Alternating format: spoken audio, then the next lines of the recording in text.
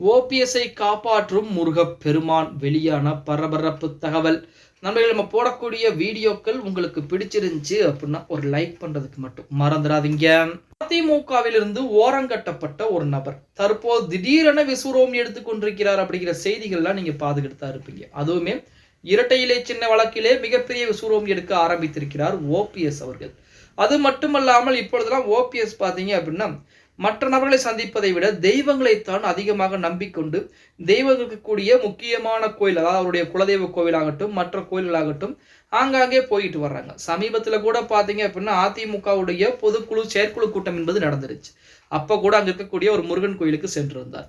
நேற்றைய தினம் முருகன் ஆறுபடை வீடுகளில் ஒன்றா இருக்கக்கூடிய 2ஆம் படை வீடான திருச்செந்தூர் சுப்பிரமணிய சாமி திருக்கோயில்ல நமது ஓபிஎஸ் அவர்கள் சாமி தரிசனம் செய்திருக்கிறார் அப்படிங்கிற செய்திகள் என்பது வெளியாகி இருக்கிறது. சாமி தரிசனம் செய்துவிட்டு வெளியே வந்து செய்தியாளர் சந்திப்பிலே ஓபிஎஸ் பேசிய விஷயங்கள் தான் தற்போது மிக பரபரப்பாக பேசப்பட்டு கொண்டிருக்கிறது அப்படின்னு சொல்லலாம். அதாவது என்ன அப்படின்னு பார்த்தோம்னா, எனக்கு மக்கள் மத்தியிலே நல்ல செல்வாக்கு என்பது இன்றளவும் இருந்து கொண்டுதான் இருக்கிறது. மக்கள் என் மீது நம்பிக்கைகளை வச்சுட்டு தான் இருக்கிறாங்க. ஆனால் கூட இருந்த ஒரு சிலர் பதவி சுயநலத்துக்காண்டி, பதவி ஆசைக்காண்டி என்னை குழியிலே தள்ளிட்டாங்க. அப்படி குழியிலே தள்ளி விட்டவர்கள் நான் மேலே எழுந்து வரமாட்டேன் அப்படின்னு நினைச்சுக்கிட்டு இருந்தாங்க. இந்த முருகப்பெருமானோட அருளால் கண்டிப்பாக நான் மேலே எழுந்து வந்து விட்டேன். இன்னும் கொஞ்ச தூரம் தான் இருக்கிறது. அதுவும் முருகப்பெருமானுடைய அருளால் கண்டிப்பாக அதுவும் எனக்கு கிடைத்துவிடும். என்னை பொறுத்த வரைக்கும் அதிமுக ஒன்றிணைய வேண்டும். பழைய பகைகளை பூரா மறந்துவிட்டு அதிமுகவை வெற்றி பாதைக்கு நாம் அழைத்து செல்ல வேண்டும். அது மட்டும்தான் என்னுடைய குறிக்கோளாக இருந்து கொண்டிருக்கிறது. இதுக்காண்டி யார் ஒத்து வருகிறார்களோ இல்லையோ 2026 சட்டமன்ற தேர்தலுக்கு முன்பாக ஒன்றிணைந்த அதிமுக என்பது இந்த முருகப்பெருமானின் அருளால் கண்டிப்பாக உருவாகும். அதன் காரணமாக 2026 சட்டமன்றத்தில் அதிமுக மாபெரும் ஒரு வெற்றி சாதனையை படைக்கும் அப்படிங்கிற தகவலை ஓபிஎஸ் அவர்கள் சொல்ல ஆரம்பித்திருக்கிறார்.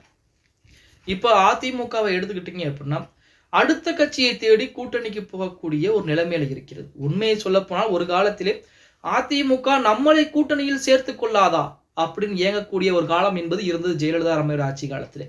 ஆனா இப்ப எடப்பாடி பழனிசாமியுடைய ஆட்சி காலத்தில் அதிமுகவிலே பார்த்தீங்க அப்படின்னா அதிமுகவா நம்ம எதுக்கு கூட்டணிக்கு போய்கிட்டு, அவங்களே தேடி வரட்டும், எங்களுக்கு இத்தனை கோடி கொடுங்க கூட கூட்டணி வைக்கிறோம் அப்படிங்கிற அளவுக்கு அதிமுக நிலைமை என்பது மோசமாகி கொண்டே இருக்கிறது அப்படின்னு சொல்லலாம். அதையெல்லாம் மாற்றுவதற்கு, அதையெல்லாம் பார்த்தீங்க அப்படின்னா மற்ற கட்சிகளை நம் பக்கத்திலே இழுப்பதற்கு என்ன செய்யணும் அப்படின்னா அதிமுக ஒன்றிணைய வேண்டும். அதுல ஒன்றிணைவதை விட 2026 சட்டமன்ற தேர்தலில் அதிமுக மிகப்பெரிய ஒரு வெற்றி சாதனையை படைக்க வேண்டும்.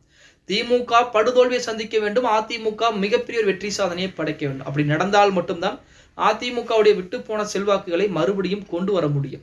அதற்கு அதிமுக ஒன்றிணைய வேண்டும் அப்படிங்கிறது தான் ஓபிஎஸ் உடைய மிகப்பெரிய ஒரு கோரிக்கையாக இருக்கிறது.